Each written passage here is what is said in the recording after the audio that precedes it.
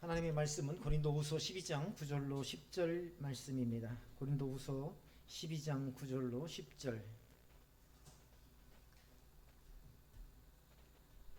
9절부터 10절까지 우리 한 절씩, 신약성경 298페이지 고린도후서 12장 9절로 10절, 9절부터 10절까지 우리 한 목소리로 공독해 올리겠습니다. 시작.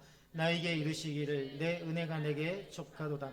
이는 내 능력이 약한 데서 온전하여 짐이라 하신지라. 그러므로 도리어 크게 기뻐함으로 하신지라. 약한 것들에 대하여 자랑하리니 이는 그리스도의 능력이 내게 머물게 하려 함이라. 그러므로 내가 그리스도를 위하여 약한 것들과 능욕과 궁핍과 박해와 공고를 기뻐하노니 이는 내가 약한 그때의 강함이니라. 아멘. 아멘. 다음 주에도 폭염과 폭우가 계속된다고 합니다. 당분간 가을이 될 때까지는 한반도의 기후가 예년과 달라져서 폭염과 폭우가 지속적으로 반복된다고 합니다. 단독주택 사시는 분들은 주변 잘 점검하시고요.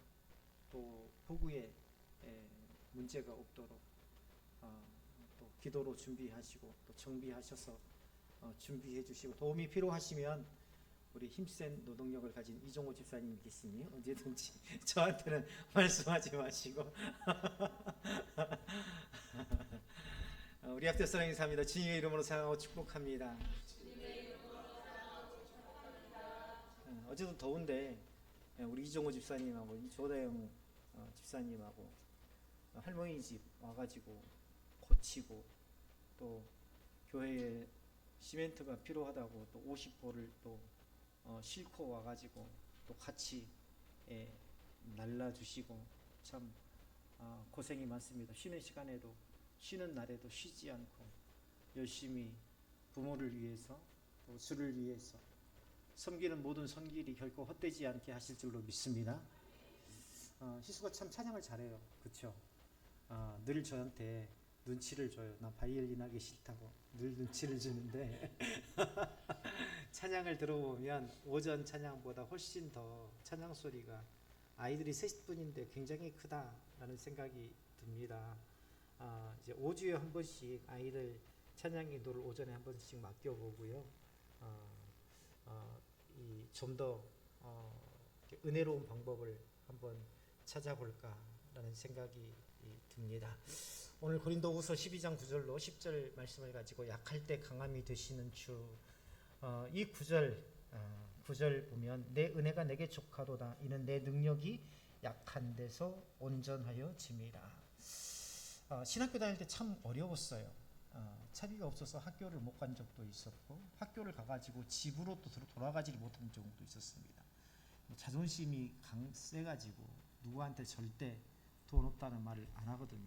그래서 학교를 가려는데, 집을 가려는데 집에 갈 차비가 없는 거예요. 그래서 학교에서 하루 이틀 정도를 밤을 지새운 적도 있었는데, 그걸 아시고 그때의 학부 주관 교수님이 되시는 분이 은사님이 계시는데, 그 은사님이 한밤중에 인기척이 들리니까 오셨어요. 학보사 사무실로 오셨어요. 그래서 내가 엎드려 있는 것을 보고 왜 집에 가지 않느냐라고 물으시더라고요. 그래서 차비가 없어서 아직 가지 못했습니다. 며칠째 가지 못한 거냐라고 물어보더라고요. 그래서 이틀째 가지 못하고 있습니다. 그랬더니 하나님께서 참 우리 안전도사를 사랑하신다라고 말씀하시면서 이 고린도후서 12장 9절 말씀을 읽어주더라고요. 나에게 이르시기를 내 은혜가 내게 족하도다. 이는 내 능력이 약한 데서 온전하여 짐이라. 그러므로 도리어 크게 기뻐함으로 나의 여러 약한 것들에 대하여 자랑하리니 이는 그리스도의 능력이 내게 머물게 하려 함이라. 지금 힘들고 어려운 상황이지만, 그러나 하나님의 능력이 안전도사 너에게 있게 하시려고 하나님께서 이러한 시간을 주시는 것이다. 이러한 시간들을 원망하고 불평하고 또 부정적인 것으로 가득 채우지 말고 온전히 하나님 앞에 오히려 감사하며 하나님의 능력을 사모하는 그런 사역자가 되어라라고 조언을 해주시더군요. 우리는 강하고 싶어 합니다.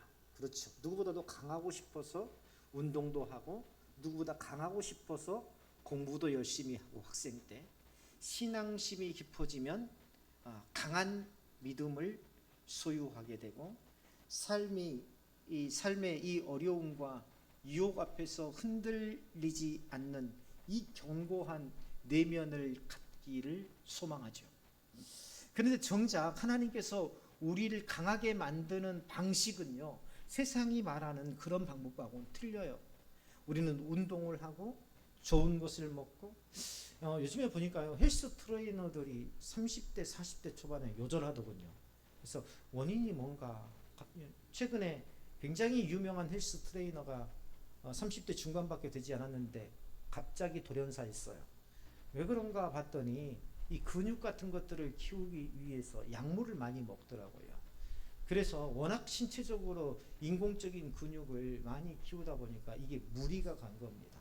그렇잖아요. 그 사람들도 삶에 굉장히 부담을 가질 것 아닙니까? 사람들한테 나오면서 자신의 근육을 보여줘야 되고, 그래서 참 내 인생을 내 인생답게 사는 것이 얼마나 복된 일인가라는 생각이 듭니다. 남한테 보여주기 위한 삶, 그런 삶이 아니라 하나님께서 주신 내 인생을 내 인생답게 사는 것이야말로 참으로 아름다운 삶이 아닌가라는 생각이 듭니다. 우리가 생각하는 방식과 하나님께서 우리를 강하게 만드는 방식은 달라요. 세상에서는 그렇게 인공적인 약물이라도 먹어서 뭔가를 키우려고 하고 강하게 보이려고 하고 돋보이려고 하고, 또 그것만 있습니까? 학력도 가짜 학위를 만들어서 남들보다 더 많이 배운 척하고 좋은 학교에 나온 척하고, 이 척하는 것, 이 모든 것들이 다 어디서 나오는 거예요? 다른 사람의 시선을 의식하는 데서부터 나오는 것 아닙니까? 그렇죠? 자, 그런데 하나님의 방식은요, 오히려 약해지게 함으로써 강대하신 하나님을 의지하게 하시더라. 그리고 그것으로 인하여서 온전히 강한 삶으로 세워 가시더라는 것입니다. 사람은 힘을 가지면 강해진다고 생각해요. 능력이 쌓이고 지식이 풍성해지고 경험이 축적되면 신앙도 함께 자라고 단단해질 거라고 생각합니다. 오전에도 말씀을 드렸죠. 성경 공부, 즉 신학과 또 동일하게 교회 안에서는 성경 공부가 결코 뭘로 이어지지 않는다? 신앙으로 이어지지 않는다라는 것. 그런데 사람들은 달라요. 내가 성경을 많이 하면 알면 알수록 신앙심이 더 좋아질 것이라고 여깁니다. 그런데 단언컨대 모르겠어요. 다른 목사님들은 어떻게 설교하시는지 모르겠지만 제 경험상 내 삶을 내 자신을 하나님께 맡기지 않는 사람은 결코 신앙의 성숙함을 이룰 수 없다라고 말씀드립니다. 하나님께서는요, 우리에게 때때로 약함을 허락하세요. 나에게 왜 이런 질병을 주셨을까? 나에게 왜 이런 질병을 주셨을까? 결핍을 주셨을까? 부족함을 주셨을까? 나한테 아들만 주실 게 아니라 딸도 주셨으면 얼마나 좋았을까? 나에게 딸만 주신 게 아니라 아들도 주셨으면 얼마나 좋았을까? 나에게 잘생긴 얼굴뿐만 아니라 키도 크게 주셨으면 얼마나 좋았을까? 그렇죠? 내 머리가 대머리가 아니라 정말 풍성하고 아름다운 머리였으면 얼마나 좋을까? 이런 소소한 것부터 시작해서 큰 것까지, 내가 가난한 집에서 태어나지 않고 재벌집에서 태어나게 하나님께서 하셨다면 얼마나 좋았을까? 그런데 하나님께서는 나에게 부족함을 주시고 때로는 내가 감당할 수 없는 연약함 속으로 인도해 가시더라. 왜냐하면 바로 그 자리가, 내가 감당할 수 없는 그 자리, 내가 부족한 그 자리, 내 힘으로 무엇인가를 하려고 하는데 도저히 할 수 없는 그 자리가 바로 주님의 능력을 경험하는 자리이기 때문입니다. 사도 바울이 이 고백을 지금 하고 있어요. 이걸 역설의 진리라고 합니다. 세상은 뭐예요? 강하려면 더 강해져야 된다고 하죠. 그렇죠? 강하려면 더 강해져야 된다고 생각합니다. 그런데 성경은, 오늘 사도 바울의 고백은 약하여질 때에 강해진다고 이야기합니다. 역설이죠. 바울의 고백이 오늘 9절에서 정점을 이루고 있어요. 내 은혜가 내게 족하도다. 이는 내 능력이 약한 데서 온전하여 짐이라. 바울의 고백인데 누구의 말입니까? 결국 하나님의 말씀이죠. 자, 약하여질 때에 강하여진다. 단순히 바울이 겸손한 말이 아닙니다. 겸손해서 이런 말을 하는 게 아닙니다. 하나님께서 주신 특별한 체험조차도 사람의 자랑거리가 되어서는 안 된다. 바울이 어떤 사람입니까? 가말리엘 문화생, 오늘로 말하면 유대교에서 최고의 학부를 졸업한 사람입니다. 율법에 능통한 사람이에요.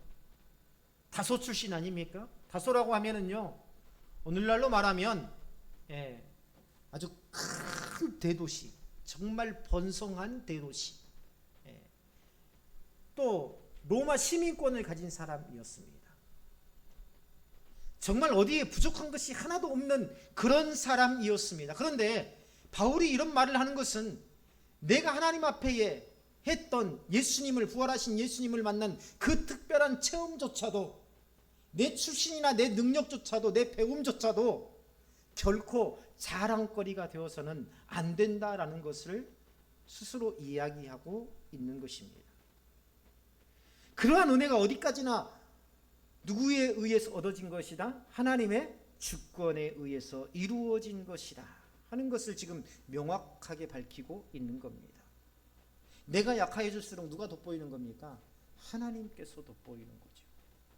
바울은요, 그걸 이야기하고 있는 거예요. 그 경험의 중심에 내가 있지 않고, 그 경험의 중심에 내가 있지 않고, 그 배움의 중심에 내가 있지 않고, 그 배경의 중심에 내가 있지 않고, 오직 누가 계신다? 하나님께서 계신다. 주님께서 계신다 라는 것입니다. 내가 경험했던 체험이 위대한 것이 아니라 그 체험을 하게 하신 누가 위대하신 것이다?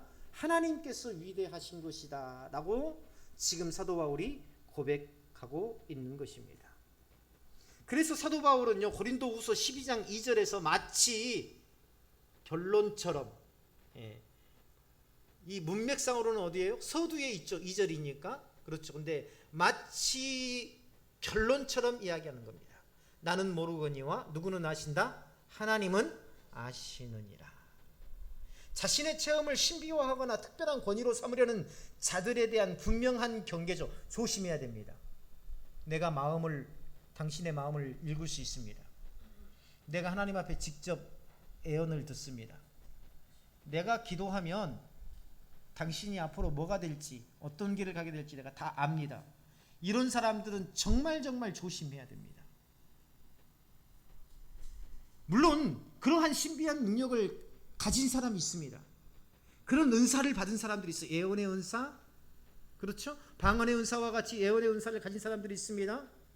어떤 사람들의 마음을 볼 수 있는 그러한 능력도 가진 사람이 있습니다. 개혁주의에서는요, 결코 그러한 능력을 터부시하거나 아니면 없다고 말하지 않습니다. 오늘날에도 여전히 하나님의 그러한 놀라운 기적은 여전히 있습니다. 그러나 그러한 신비한 능력을 올바로 쓰는 사람은 사도 바울과 같이 결코 자신의 그 안에서, 자신의 능력 안에서 그 신비로움이 나온다고 말하지 않더라는 것입니다. 늘 겸손하고 오히려 그것을 통해서 자신은 한없이 약한 존재고 하나님만이 위대하신 분이시고 영광을 받아 마땅하신 분이시라 하는 것을 드러내더라는 것입니다. 하나님께로 모두가 맞춰져야 되고 근본적으로 우리의 모든 삶이 하나님께 돌아가야 한다는 것을 강조하는 신앙 고백이죠. 교회 공동체 안에서 자기 경험이나 능력을 자랑하면서 은혜를 자기 것으로 오해하는 이들이 더러 있습니다. 이런 일들이 생길 때마다 우리는요, 이 바울의 이 태도에 대해서 배워야 됩니다. 어떤 태도입니까? 하나님 앞에서 바른 자기 인식, 그것이 바로 성숙한 신앙인의 중심입니다. 나는 아무것도 아니로되 오직 나와 함께 하신 누구라? 주님께서 하신 것이라. 자신의 본 환상이나 들은 계시를 자랑하지 않고 오히려 악한 것들 외에는 자랑하지 않겠다. 약한 것들 외에는 자랑하지 않겠다. 오늘 5절에서 이야기하고 있잖아요. 5절 우리 다 같이 한번 읽어볼까요? 12장 5절입니다. 시작. 내가 이런 사람을 위하여 자랑하겠으나 나를 위하여서는 약한 것들 외에 자랑하지 아니하리라. 무슨 말입니까? 다른 사람에 대해서는 그 사람의 장점, 강점을 이야기해 주겠다는 거예요. 우리 권사님은 참 섬김이 좋아. 참 우리 권사님은 마음이 섬세해서 다른 사람의 삶을 잘 돌아보는 은사가 있어. 우리 권사님은 참 아이들을 어쩌면 그렇게 잘 대하는지, 권사님의 눈빛, 권사님의 그 모습을 볼 때마다 하나님의 은혜가 넘쳐. 이런 장점, 이런 강점들을 이야기하겠지만 나에 대해서는 뭘 이야기하겠다? 약함을 이야기하겠다. 나에 대해서는 약함을 이야기하겠다. 세상은 강한 것을 자랑하지만 바울은 약한 것을 자랑하겠다. 단순히 반대가 아닙니다. 바울의 약함은, 바울에게 있어서 약함은 실패나 수치가 아니에요. 집사님 어쩌면 그걸 잘해. 나는 잘 못하는데. 이게 수치스러운 게 아니에요. 이게 상대편보다 못났다고 고백하는 게 아닙니다. 어쩌면 그렇게 찬양을 잘해요. 나는 잘 못하는데. 그렇게 하는 게 아니에요.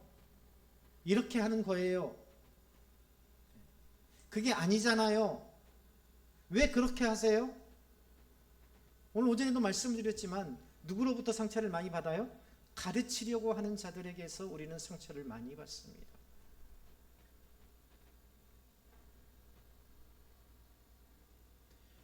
그래서 바울은 뭡니까?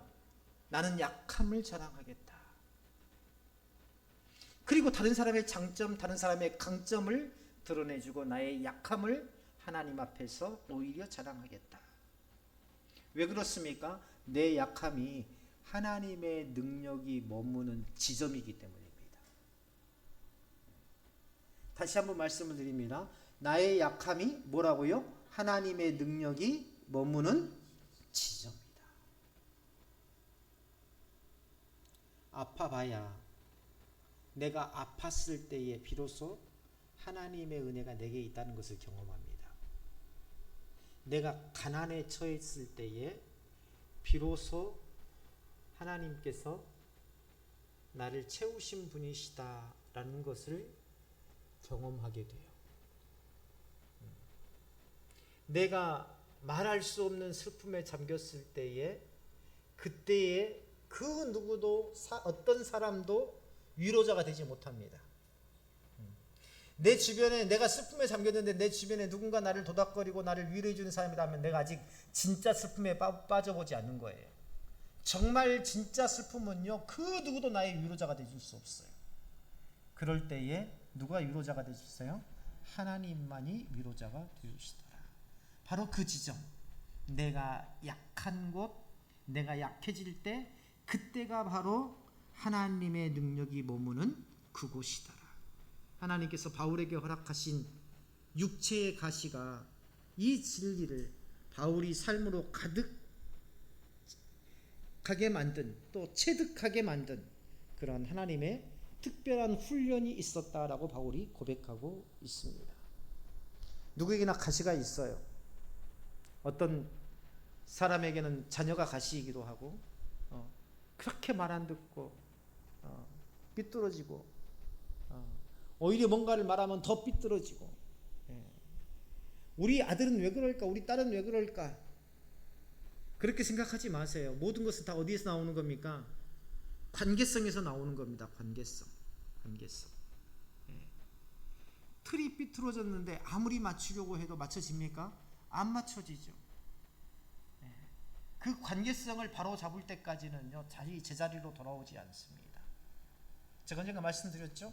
우리 아들이 사춘기를 굉장히 심하게 앓았다. 예, 그걸 끼워 맞추기까지 내 자신을 먼저 바로잡지 않고는 내 마음의 생각, 내 삶 이것을 바로잡지 않고서는 돌아오지 않더라고요. 근데 내 삶, 내 마음을 바로잡으니까 끼워 맞춰지더라고요. 어떤 사람에게는 이런 가시, 어떤 사람에게는 내 몸의 질병, 어떤 사람에게는 배우자, 어떤 사람은 내 금전적인 그러한 문제들 이런 것들이 가시가 될 수 있죠.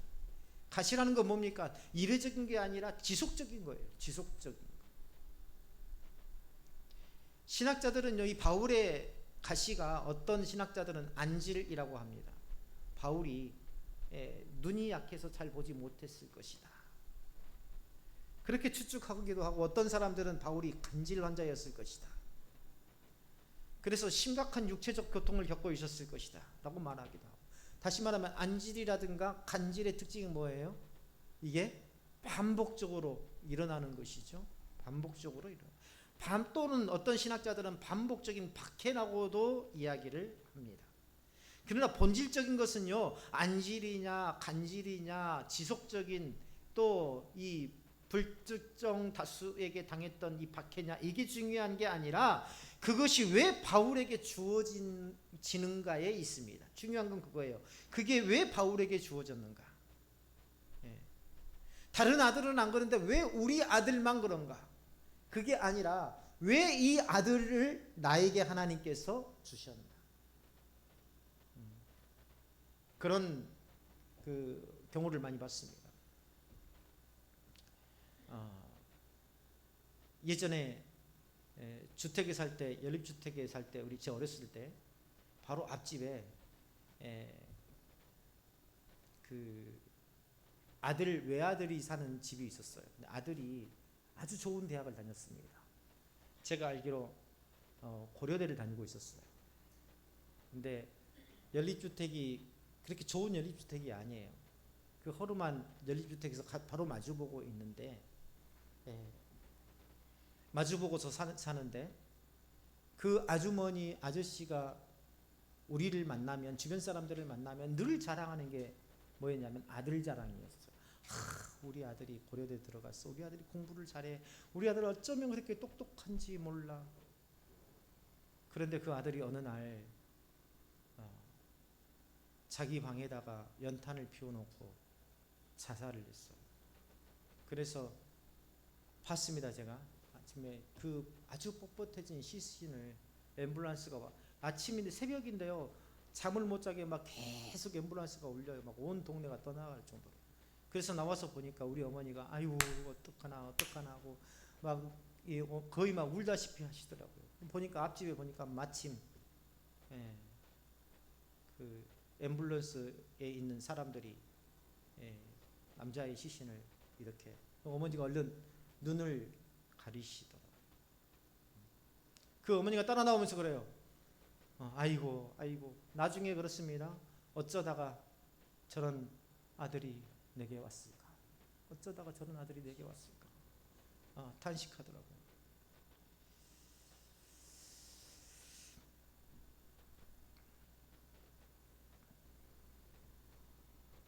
그것이 왜 내게 왔을까? 그게 왜 내게 주어졌을까? 이 질병이 왜 내게 왔을까? 이런 상황이 왜 내게 왔을까? 왜 하나님께서는 이런 배우자를 나에게 주셨을까? 바울의 고민입니다. 바울이 그 고민에 깊이 빠졌어요. 고린도후서 12장 7절에서 이렇게 말합니다. 여러 계시를 받은 것이 지극히 크므로 너무 자만하지 않게 하시려고 내 육체의 가시 곧 사탄의 사자를 주셨으니 이는 나를 쳐서 자만하지 않게 하려 하십니다. 내가 교만하지 않도록 하나님께서 바울이 큰 영적 체험을 했다고 해서 교만하지 않도록 오히려 철저한 약함과 연약함의 상태 속에서 그의 사역을 감당하게 하셨다라는 겁니다. 인간적으로 보면요, 이해하기 어려운 방식이죠. 사도라면 어때요? 오늘날에도 그렇지 않습니까? 목사라면 기도도 잘해야 되고, 목사라면 말씀도 잘 가르쳐야 되고, 성경도 잘 알아야 되고, 목사라면 자기 관리도 잘해야 되고, 목사라면 가정도 건실해야 되고, 목사라면 자녀들도 잘 양육해야 되고, 자녀들도 잘 양육해야 되고, 사도라면 능력이 있고 강한 이미지가 있어야 되지 않을까요? 이게 바로 세상 사람들이 바라보는 관점, 기준이죠. 병도 없고 부족함도 없고, 목사님이 병에 걸리면 아유 목사님이 요즘에 기도를 잘 안 하시더니 또 하나님께서 병을 주셨네. 아 목사님이 기본적으로 건강을 잘 관리하는 것이 목회의 첫 번째 아닌가? 병도 없고 부족함도 없고 박해조차 뛰어넘는 초월적인 모습이 누구의 모습이어야 돼요? 사도의 모습이고 목사의 모습이어야 되지 않을까요? 그러나 하나님께서는 그렇게 하지 않으셨다는 거. 이게 바울의 고백입니다. 바울의 사역은 약함 위에 세워졌어요. 그 약함 가운데에서 하나님의 능력이 더욱더 분명하게 드러나도록 하셨습니다. 아마 저나 전도사님이나 이제 신학 공부를 하고 있는 우리 이종호 집사님 같은 경우에도 절실하게 느낄 겁니다. 특히 저나 전도사님보다는 우리 이종호 집사님이 절실하게 느낄 거예요. 뭐냐면 내가 정말 준비를 많이 했다라고 생각할 때 그때 설교자로 서서 설교하잖아요. 설교가 잘 안 됩니다. 이상하게 잘 안 돼요. 그런데 때로는 설교를 잘 준비하지 못하고 참 안타까우면 하나님 어떻게 할까요? 무엇을 전해야 되죠? 해서 어떻게 해요? 일주일 동안 내내 고민했는데 본문도 정하지 못하고 설교문을 한 줄도 작성하지 못하고 그럴 때도 저도 있습니다. 그러다가 주일 새벽에서야 하고 싶다고 하는 게 아니에요. 그렇죠? 어떤 일은요, 바깥의 일은 날이 더울 때에도 비가 올 때도 내가 하고자 하면 할 수 있습니다. 그런데 설교는요, 내 마음속에 하나님께서 깨달음을 주시고 방향성을 주시지 않으면 아무리 책상 앞에 오래 앉아 있어도 설교문을 작성할 수가 없는 겁니다. 결국은 못하고 있다가 주일 새벽이 돼서야 부랴부랴 막 뭔가를 막 하고 있는데 나도 뭔가를 뭘 하고 있는지도 몰라요. 나도 무슨 원고를 치고 있는지도 몰라요. 그러면서 아내에게 이야기합니다. 여보, 나 오늘 주일 오전 예배 아무래도 참 설교가 어려울 것 같아. 그런데 그럴 때에 어때요? 하나님께서 나에게 더 큰 은혜를 주시더라는 겁니다. 그런 걸 느껴요. 아, 하나님께서는 결코 나의 연약함으로 인해서 나의 동역자들이 헛된 발걸음을 예배당으로 하지 않게 하시는구나. 그게 바로 하나님의 은혜입니다. 바울은요, 이 가시를 하나님께 제거해달라고 3번이나 간구합니다. 8절 보세요. 이것이 내게서 떠나가기를 위하여 내가 3번 주께 간구하였다. 어떤 게 은혜예요? 떠나가는 게 은혜잖아요. 그렇죠? 어떤 게 하나님의 은혜입니까? 3번 간구까지 안 해도 하나님 앞에 한 번만 기도해도 하나님께서 응답하시는 게 하나님의 은혜 아닙니까? 그렇죠? 내가 한 번 기도했을 때 하나님이 응답하시는 사람과 3번 기도했는데 하나님께서 응답을 안 해주셨어요. 그 사람과 어떤 게 은혜로운 사람입니까? 우리가 생각할 때는 한 번 기도했을 때 바로 응답하시는 분이 하나님의 은혜를 더 많이 받은 거잖아요. 그런데 바울이 3번이나 하나님 앞에 간구했는데 하나님께서 들어주시지 않습니다. 3번이라는 것은 횟수만 말하는 게 아니에요. 아주 이 가시 때문에 굉장히 깊은 절망이 있었고 아픔이 있었고 괴로움이 있었고, 그래서 3번 기도했다는 것은 절박하게 반복적으로 이것을 해결해 달라고 하나님 앞에 기도했다는 겁니다. 하나님, 나의 가난, 하나님, 이 인간적인 문제, 하나님, 내 질병, 하나님, 내 능력, 약함, 이것에 대해서 계속해서 하나님 앞에 간청했더니 하나님께서 뭐라고 하시냐면 오늘 9절 말씀이죠. 내 은혜가 족하도다. 이는 내 능력이 약한 데서 온전하여 짐이라. 역설입니다. 강함은 강한 데서 나오는 것이 아니라 약한 데서 시작된다. 따라서 합니다. 강함은 강한 데서 나오는 게 아니라 약한 데서 시작된다.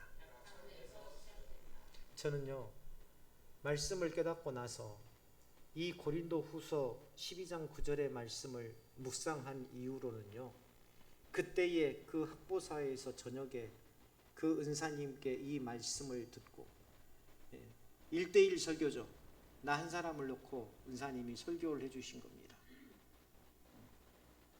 그것을 듣고 오히려 자신의 강함을 자랑하는 사람을 긍휼히 여기게 됐어요. 내 강함을 자랑한다는 것은 곧 뭡니까? 하나님과의 교제가 없다는 겁니다. 자랑할 하나님이 없다는 거예요. 내 안에 자랑할 하나님이 없다는 겁니다.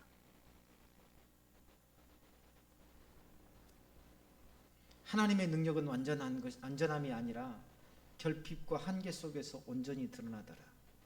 내 약함 속에서 하나님의 온전함이, 하나님의 전능하심이 드러나더라. 바울이 이 응답을 받고 자신의 약함을 더 이상 부끄러워하지 않았습니다.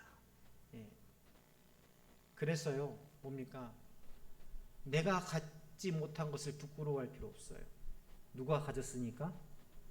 또 갖지 못함으로 인해서 내가 못할 일이 없어요. 누가 하시기 때문에? 하나님이 하시기 때문에. 하나님이 하시기 때문에. 요즘 이정은 권사님이 학원에 아이들이 많이 늘어나고 있대요. 한 사람 늘어날 때마다 우리 아내에게, 저에게 카톡을 하세요. 기쁨이죠, 기쁨. 기쁨을 나누어 주는 거죠. 광주에서 여기 왔을 때는 어땠어요? 막막했지 않습니까? 저도 답답하더라고요. 빨리 시작했으면 좋겠는데, 아니, 거의 1년 가까이 그렇게 뭘 이쁘게 만든다고 막 하고 있는데 답답하더라고요. 빨리 했으면 좋겠는데. 아무것도 없는 상황에서 그냥 완전히 맨바닥에서 새로 시작한 거잖아요. 그렇죠? 모든 것을 다 내려놓고. 그런데 하나님께서 한 사람 한 사람, 제가 늘 기도할 때마다 그렇게 기도합니다. 하나님, 수학을 가르치는 학원에서 더 나아가서 하나님의 영광을 드러내고 그 믿음을 모든 아이들에게 심어줄 수 있는 그런 학원이 되게 하여 주옵소서.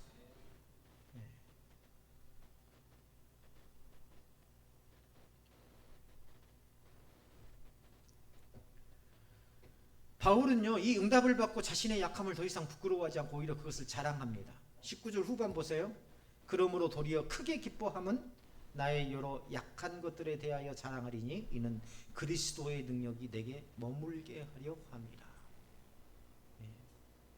내가 약함으로 오히려 내 속에 그리스도의 능력이 더욱더 강하게 역사하시더라. 우리는 이 말씀을 통해서 중요한 신앙의 기준을 다시 확인해야 합니다. 하나님께서 나를 강하게 하시려는 방식, 내가 강한 사람처럼 보이게 하는 것이 아니라 오히려 내가 얼마나 연약한 자인지를 깨닫게 하시고 그 연약함 속에서 하나님의 도우심 없이는 살 수 없다는 고백을 하게 하십니다. 우리 셋째 형님이요, 광양 시민 공원에 우리 어머니 아버지를 모셨잖아요. 나란히 모셨는데 일주일에 2번씩 거기 방문한 사진을 찍어가지고 형제들 단톡방에 올려요. 뭘 먹다가 갑자기 어머니가 해주신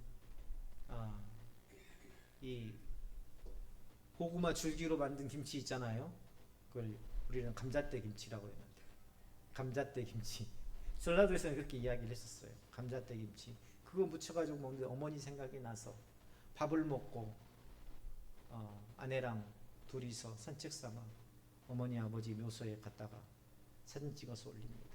일주일에 2번씩 그렇게 올려요.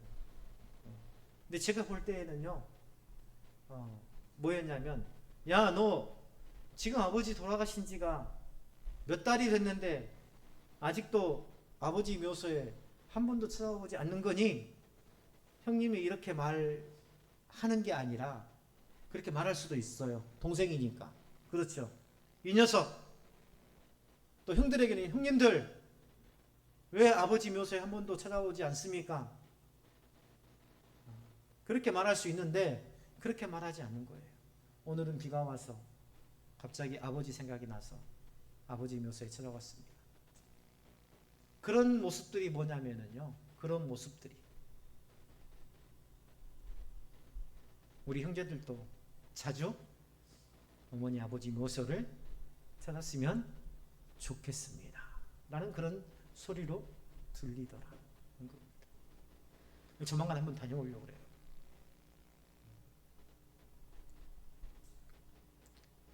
가르치는 방식은 여러 가지가 있습니다. 굳이 말로 하지 않아도, 굳이 지적하지 않아도, 우리가 좀 더 그 가르침보다 관계를 더 소중하게 여긴다면 좀 더 지혜롭게 가르쳐 줄 수 있지 않을까. 오늘 사도 바울이 바로 그런 가르침을 우리에게 주고 있습니다. 너 왜 그렇게 잘난 체 하니? 너 뭐가 그렇게 가졌다고 사랑하니?